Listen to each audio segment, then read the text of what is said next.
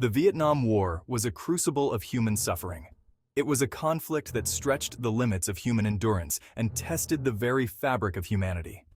The dense jungles, the relentless combat, and the ever-present threat of death created an environment where survival was a daily struggle. For American prisoners of war, it was a descent into a special kind of hell. Captured in the heat of battle, these soldiers were torn from their units and thrust into a world of uncertainty and fear.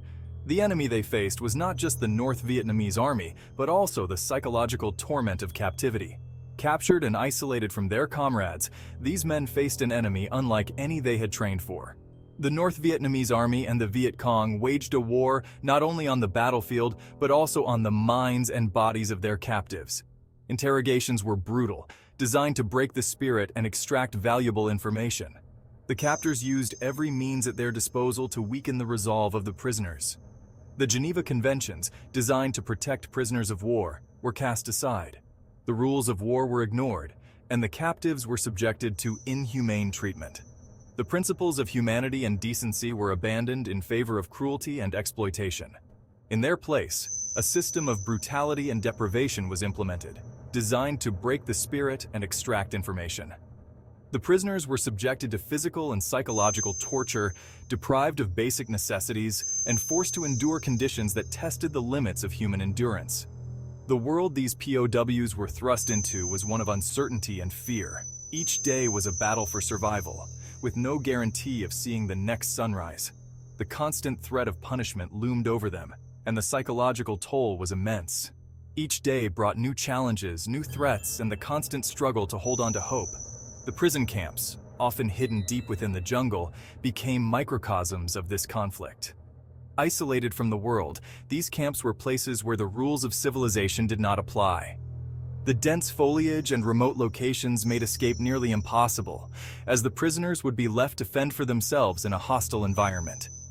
These prisoners' experiences are a testament to the strength of the human spirit, a reminder of the resilience and courage that can emerge even in the darkest of times. The cells were small, often barely large enough to lie down in. The walls seemed to close in, creating a sense of claustrophobia that was inescapable. Every inch of space was a reminder of the confinement, a physical manifestation of the loss of freedom. Darkness was a constant companion, broken only by the occasional sliver of light that managed to penetrate the grime-covered bars. This faint light was a cruel reminder of the world outside, a world that seemed increasingly distant with each passing day. The air hung heavy and thick, saturated with the stench of sweat, excrement, and decay. Breathing itself became a laborious task, each inhalation a reminder of the filth and neglect that surrounded them. The oppressive heat sapped the prisoners' strength, leaving them in a perpetual state of exhaustion. Sleep, when it came, was rarely restful. The hard concrete floor offered no comfort, and the thin, lice-ridden blankets provided little warmth. The nights were long and torturous, with every moment spent in a state of half-conscious agony. The nights were punctuated by the sounds of fellow prisoners moaning in pain, the scurrying of rats, and the ever-present fear of the guard's next visit. Each sound was a reminder of the constant danger and suffering that defined their existence. Days bled into weeks, and weeks into months.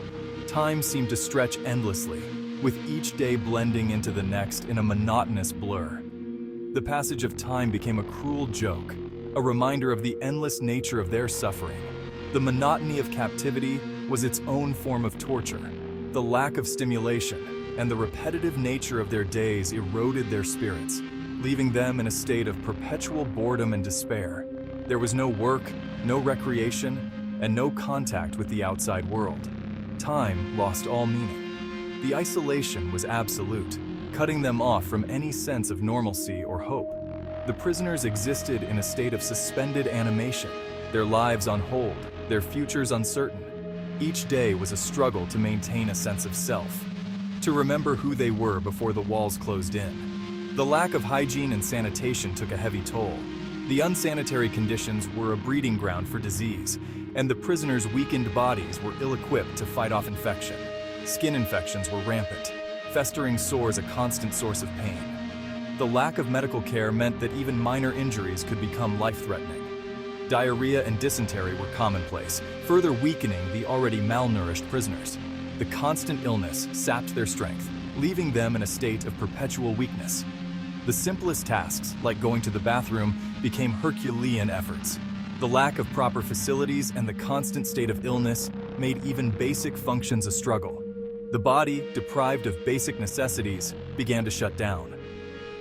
Malnutrition and constant illness took their toll, leaving the prisoners in a state of physical and mental collapse. The deprivation was total, affecting every aspect of their existence.